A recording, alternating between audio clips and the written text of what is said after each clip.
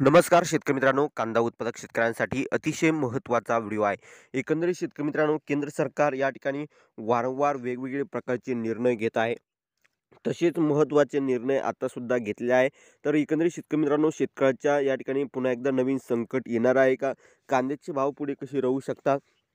त्या केंद्र सरकार कशा प्रकारचा निर्णय घेत आहे आणि त्यामुळे कांदा निर्यात सध्याची स्थिती काय? व्यापारी किंवा कांदा निर्यातदार विकासशिह का सांगता आहेत? कांद्याची निर्यात व्यवस्थित चालू आहे का? कांद्याची निर्यात थांबवली आहे का? काय महत्त्वाची अपडेट सविस्तर थोडक्यात आपण सविस्तर आपण या व्हिडिओच्या माध्यमातून जाणून घेणार आहोत. तर कशामुळे काय कारण आहे थांबवण्याचं ते सुद्धा जाणून घेणार आहोत. तर तुम्हाला व्हिडिओ शेवटपर्यंत बघायचा आहे. महत्त्वाची बातमी आहे. तर महत्त्वाचा व्हिडिओ असल्याकारणानं शेवटपर्यंत नक्की बघा. सरकारचा पुढं काय निर्णय घेण्याची या ठिकाणी महत्त्वाची बातमी आलेली आहे. ती आपण सविस्तर संपूर्णपणे या व्हिडिओच्या माध्यमातून जाणून घेणार आहोत. तर शेतकरी मित्रांनो, एकच विनंती, कळकळीची विनंती, व्हिडिओ शेवटपर्यंत बघायचा आहे. चॅनलवरती जर नवीन आले असाल तर माझा शेतकरी या यूट्यूब चॅनलला सबस्क्राईब करून जवळच बेल आयकॉन म्हणजेच घंटा दाबलं विसरू नका, कारण की अशा प्रकारचे ताजे आणि महत्त्वाचे अपडेट आपण घेऊन येत असतो. तशीच महत्त्वाची अपडेट आहे. कांद्याची निर्यात व्यापाऱ्यांनी थांबवली, तर त्याविषयी कांदा निर्यातदार विकासशीह काय सांगतात, तर सविस्तर संपूर्णपणे आपण जाणून घेत आहोत. तर त्यामुळे व्यापाऱ्यांनी निर्यात थांबवली. आता कारणासहित बघा शेतकरी मित्रांनो, विकासशीह कांदा निर्यातदार आहे, त्यांचं काय मत आहे, निर्यात का थांबवली गेलेली आहे ते आपण बघत आहोत. निर्यातीसाठी पाकिस्तानचा कांद्याला भाव टनाला $320 तर आहेच, तर भारतीय कांदा हा भाव $450 इतका आहे. भारताची निम्म्याहून अधिक बाजारपेठ पाकिस्तानने काबीज केली आहे. केंद्र सरकार ठोस धोरण घेत नाही.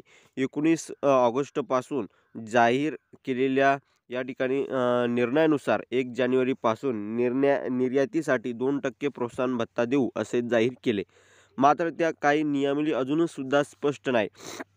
भारता मोठा ग्राहक श्रीलंका आर्थिक अडचणीत असल्याने व्यापाऱ्यांचे पैसे अडकले आहे. त्यामुळे व्यापाऱ्यांनी निर्यात थांबवली आहे. म्हणून श्रीलंका पाकिस्तानकडे वळाला. त्यामुळे आपल्या देशाला नाफेडचा मध्यस्थ ठेवून पैशाची हमी घेतल्यास निर्यात करता येऊ शकते, असं विकासशीह कांदा निर्यातदार सांगतात. शेतकरी मित्रांनो, जे काही महत्त्वाचे अपडेट आहे आपण सविस्तर संपूर्णपणे बघतच आहोत. आता या ठिकाणी तुम्ही जसे की सविस्तर तुम्हाला सांगायचं तात्पर्य सांगायचं झालं तर पाकिस्तानचा कांदा $320 टनानं या ठिकाणी परदेशी या ठिकाणी घेतला जातो. भारतीय कांदा हा $450 इतका आहे. भारताची निम्म्याहून अधिक बाजारपेठ पाकिस्तानने काबीज केली. केंद्र सरकारने ठोस धोरण घेतले नाही. त्यामुळे या ठिकाणी अशा प्रकारची स्थिती निर्माण होते आहे. कारण की कधी निर्यात चालू करणे, कधी निर्यात बंद करणे, अशा या स्थितीमुळे की आपल्या भारत देशाचं जे काही परदेशामध्ये जी काही नजर होती ती या ठिकाणी कुठेतरी विस्कळीत झालेली आहे. कारण की तुम्ही अगोदरसुद्धा या व्हिडिओच्या माध्यमातून सांगितलं आहे. श्रीलंकेतील जे काही पंतप्रधान होते त्यांनी विनंती केली होती कांदा तुमचा येऊ द्या, परंतु त्यांनी आता दुसरा कांदा मागण्यास सुरुवात केली. कारण तो विश्वास या ठिकाणी जो देशाचा संपादन केला जात असतो तो विश्वास यामध्ये राहिलेला नाही. कारण की या ठिकाणी केंद्र सरकारने सांगितलं होतं, सरकारने ठोस धोरण घेतलं नाही. या ठिकाणी 19 ऑगस्टपासून जाहीर केलेल्या निर्णयानुसार 19 ऑगस्टपासून जाहीर केलेल्या निर्णयानुसार 1 जानेवारीपासून निर्यातीत 2% प्रोत्साहन भत्ता देऊ असे जाहीर केले होते. मात्र त्याची काही नियमावली अजूनसुद्धा स्पष्ट झाली नसल्याकारणानं भारता मोठा ग्राहक श्रीलंका होता. आर्थिक अडचणीत असल्याने व्यापाऱ्यांचे पैसे अडकले आहे. त्यामुळे व्यापाऱ्यांनी निर्यात थांबवली आहे. म्हणून श्रीलंका पाकिस्तानकडे वळला आहे. त्यासाठी आपल्या देशाचा नाफेडा मध्यस्थ ठेवून पैशाची हमी घेतल्यास निर्यात करता येऊ शकेल, असं विकासशील कांदा निर्यात यांनी सांगितलं आहे. आता दुसरी महत्त्वाची मोठी अपडेट येते आहे शेतकरी मित्रांनो. दुसरी महत्त्वाची अपडेट आपण बघू शकता. रेडगाव खुर्द जिल्हा नाशिक. देशाची सर्वाधिक शेती महाराष्ट्रात केली जाते. देशाच्या एकूण उत्पादनापैकी 30% उत्पादन महाराष्ट्रात होत असल्याने राज्यातील कांद्याचे कोठार म्हणून देखील ओळखले जात असते. तर या ठिकाणी बघितलं तर मात्र हेच कोठार भारतीय जनता पक्षाच्या चुकीच्या धोरणामुळे खाईत लोटले आहे. मात्र ज्या ज्या ठिकाणी कांदा पिकतो त्या तेथील लोकप्रतिनिधींनी केंद्रात सेंट्रल गव्हर्नमेंटमध्ये कधी सक्षम बाजू मांडली नाही. आता या ठिकाणी आपल्या भागातील केंद्रीय मंत्री असो किंवा जे काही प्रतिनिधी आहे राज्याचे असो किंवा केंद्रातील असो, त्यांनी कधीही केंद्र सरकारला अशा प्रकारचं हे या ठिकाणी बघितलं मित्रांनो, अशा प्रकारचं कुठल्याही प्रकारचं केंद्र सरकारला सक्षम बाजू आतापर्यंत तरी मांडलेली नाही. कारण की त्याचमुळे या ठिकाणी शेतकरी खाईत जातो आहे. महाराष्ट्रातील शेतकरी कशा प्रकारचा या ठिकाणी बुडाला जात आहे हे तुम्हाला दिवसेंदिवस कळतच आहे. आता शेतकरी मित्रांनो, आपल्या भागातील केंद्रीय मंत्री असो यांनी आपल्या राज्यातील का होईना शेतकऱ्यांची का होईना बाजू त्या ठिकाणी मांडलेली नाही आहे. त्यामुळे केंद्र सरकार कुठल्या प्रकारचा शेतकऱ्याचा विचार न करता कोणतेही जाचक निर्णय या ठिकाणी घेताना आपण दिसतो आहोत, बघतो आहोत. आता या ठिकाणी शेतकऱ्यांच्या विरोधी हे सरकार आहे का? तर या ठिकाणी बघितलं तर केंद्रीय जे काही मंत्री आहेत ते बोलायलाच तयार नाही. त्यामुळे अशा प्रकारची सध्याची स्थिती आहे किंवा शब्दही काढला नाही. त्यामुळे कांदा उत्पादक आता देशोधडीला लागले आहेत. कांदा उत्पादकांना न्याय मिळवून द्यायचा असेल तर केंद्रात कांदा लॉबी तयार होणे महत्त्वाचे आहे. मात्र ही लॉबी होईल की नाही याबाबत शंका आहे. मग शेतकरी मेला तरी चालेल. नाशिक, पुणे, नगर, सोलापूर, जळगाव, धुळे, नंदुरबार, औरंगाबाद, मराठवाडा, विदर्भ या भागात विशेष कांद्याचे सर्वाधिक उत्पादन होते. देशाला साधारणपणे 150 लाख मेट्रिक टन कांद्याची गरज लागते. मात्र सुधारित तंत्रज्ञानामुळे जवळपास 250 ते 275 लाख मेट्रिक टन परंतु उत्पादन होते. दरवर्षी वाढणारे उत्पादन धोक्याची घंटा समजली जाते. यात महागाईची कांद्याला उत्पादन खर्चही प्रति किलो 20 रुपयावर पोहोचला आहे. त्यामुळे सद्यस्थितीत कांद्याला सरासरी प्रति क्विंटल 3000 रुपये भाव मिळणे अपेक्षित आहे.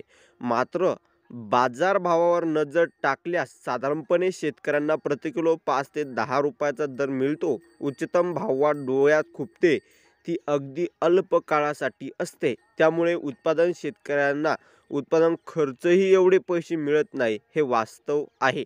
भाजपच्या केंद्र सरकारकडे ठोस धोरण नाही.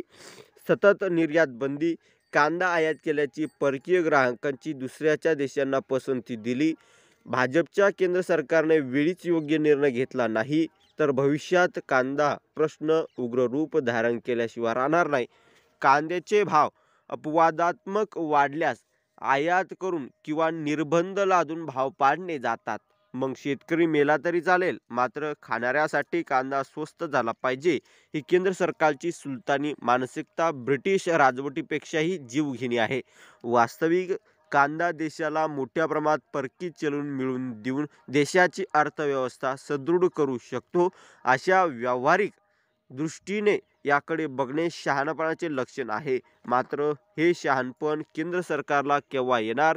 बदलत्या हवामानामुळे या ठिकाणी कांदा पिकवणाऱ्याला संकटाचे तोंड द्यावे लागत आहे. कधी अवकाळी पाऊस, आत्ताच या ठिकाणी अवकाळी पावसाचं नवीन कांदा उत्पादकाचं नुकसान झालं आहे. त्यामध्ये या ठिकाणी रोगराई, गारपीट, कांदा शेती बेजार झाला आहे. कांदा शेतकरी यापासून या ठिकाणी पुरता नुकसानीकडे चाललेला आहे. आता बऱ्याच शेतकऱ्यांच्या फट्ट्या आपण या अगोदरच्या व्हिडिओच्या माध्यमातून बघितलं आहे कशा प्रकारची सध्याची स्थिती भावाची. आता मार्केटमध्ये तुम्ही गेले तर 1500-1600 असे सरासरी 100 रुपयापर्यंत सुद्धा मार्केट आहे कमीत कमी.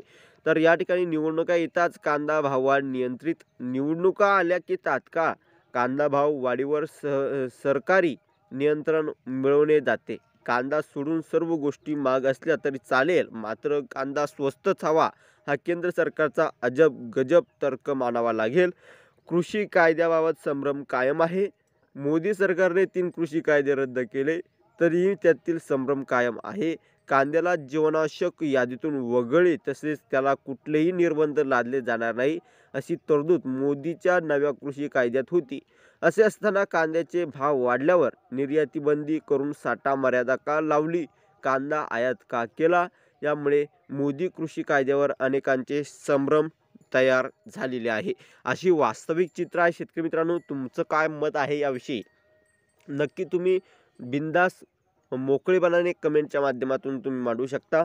अशा प्रकारची जी काही महत्त्वाची बातमी आली होती, निर्यात थांबवली का, तर व्यापाऱ्यांनी का थांबवली त्याविषयीचं महत्त्वाचे कारण या ठिकाणी कांदा निर्यातदार विकास याने सांगितल्यानुसार तुमच्यापर्यंत पोहोचली. व्हिडिओ आवडला असेल नक्कीच लाईक करा. यानंतरच्या व्हिडिओमध्ये आपण पुणे गुलटेकडी मार्केट यार्ड, लासलगाव, सोलापूर, मुंबई कृषी उत्पन्न बाजार समिती, देवळा, सटाणा, कळवण, देवळा, मानवड, चंदवड या ठिकाणी संपूर्ण नाशिक जिल्हा, अहमदनगर, राहता, पारणे, कोपरगाव, सोलापूर ज्या काही बाजार समित्या चालू आहेत त्यांच्या लाईव्ह अपडेट आपण घेऊन येणार आहोत. त्यासाठी लाईक करा, शेअर करा. तर धन्यवाद. सबस्क्राईब करायला विसरू नका. धन्यवाद मित्रांनो, माझं शूटपर्यंत बघितलं तर भेटू का माहितीपूर्ण बाजारभावाच्या अपडेटचं. तोपर्यंत इथेच थांबूया. जय महाराष्ट्र, जय शिवराय. धन्यवाद. लाईक करा, शेअर करा, सबस्क्राईब करून करा विसरू नका.